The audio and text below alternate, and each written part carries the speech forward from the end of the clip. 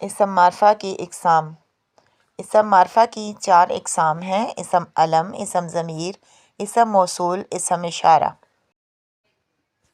اسم علم وہ اسم جو کسی شخص کے خاص نام کو ظاہر کرے اسم علم کہلاتا ہے، مثلاً شاعر مشرق ابراہیم ذوق۔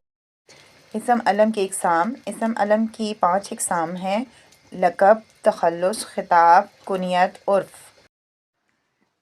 لقب وہ خاص نام جو کسی خاص خوبی کی وجہ سے قوم کی طرف سے دیا جاتا ہے، لقب کہلاتا ہے، مثلاً ذبیح اللہ حضرت اسماعیل علیہ السلام کا لقب، خلیل اللہ حضرت ابراہیم علیہ السلام کا لقب، کلیم اللہ حضرت موسیٰ علیہ السلام کا لقب۔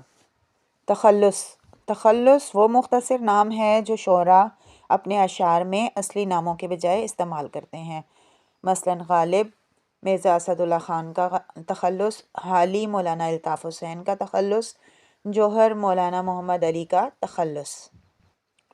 خطاب یہ وہ خاص نام ہے جو کسی خوبی یا خدمت کی وجہ سے کسی شخص کو حکومت کی طرف سے دیا جائے، جیسے سر محمد علامہ اقبال کا خطاب، شمس العلماء مولوی میر حسن کا خطاب۔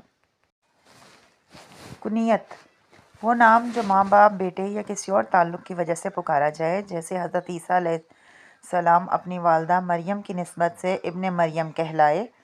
حضرت عمر فاروق کی کنیت ابن خطاب ہے، وہ اپنے والد خطاب کی وجہ سے ابن خطاب کہلاتے ہیں۔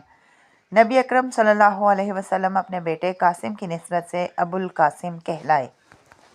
عرف وہ نام جو کسی خوبی، نقص، پیار، نفرت یا حسد کی وجہ سے مشہور ہو جائے، جیسے فتح محمد سے فتو، جاوید سے جیدہ، نذیر سے جیرہ، رشید سے شیدہ، اشرف سے اچھو وغیرہ۔